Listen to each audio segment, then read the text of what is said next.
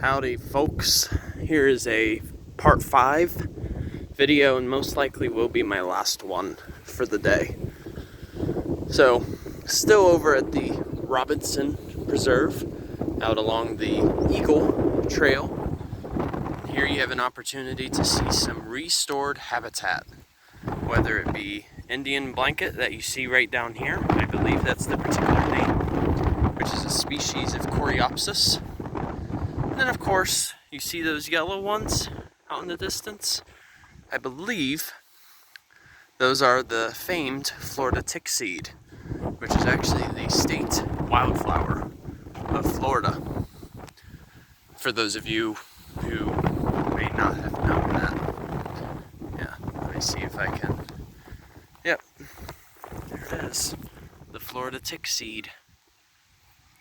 It's so named given the fact that when you look at the bloom right here, it's almost the size of a tick, and it sort of resembles one in terms of the body morphology. So that's what really gives it its name. But as I said, this is a great example of providing habitat restoration. So, dedicated volunteers, especially from that of the Audubon Society, for example, they plant most of these trees and flowers located here to promote a native habitat of native plants. Now, it's possible that not all plants are native, but like the ones that I was discussing, such as that of the Florida Tickseed, that is indeed a native wildflower. So that's something we have to be careful sometimes if we visit, a restored habitat, is we sometimes have to be sure that the plants that are present are native. Because the problem is with non-native plants, they may not necessarily be invasive, but they won't necessarily be pollinated. So our native pollinators, whether it be butterflies, insects, birds, bats, just to name a few, they may not necessarily visit a particular habitat, as I have mentioned.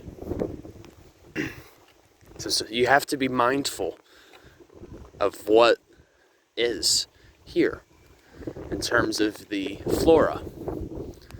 But out in the distance, I don't know if you can see the building, but that is called the Nest at Robinson Preserve. So I'm quite interested to see what that place is going to have to offer. I think it'll be neat to see. Hold on just a second, you guys. But it's good to see parks doing stuff like this, because then it just restores the natural features that really makes up Florida. Not only that, but it's also very inviting for our wildlife too. Like we have this bayou right here. This bayou can provide fish, as long as they're native, of course. And it also is a great resting stop for many of our native wading birds, and even those that are migratory as well. So it's just really a neat opportunity to really see how humans indeed have the power to transform a habitat. Another great example that I've pointed out before was, another great example was the the Wildflower Preserve down in Englewood. Same thing. Some of this land that is here was probably at one point abandoned and was overrun by invasive plants. once humans take the time to really educate and raise awareness of the native plants that do exist, the habitat has a way of restoring itself.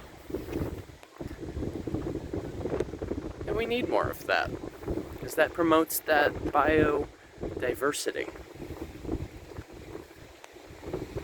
And it also keeps the ecosystem in balance, too. That's what Mother Nature is all about, is balance. I would say that's basically a universal rule when it comes to nature. It always wants a balance. It's alright, you guys. Thanks for watching. Hope all of you have enjoyed your Sunday so far. And once again, Journey on a Journey is outwards. Take care, folks. See ya.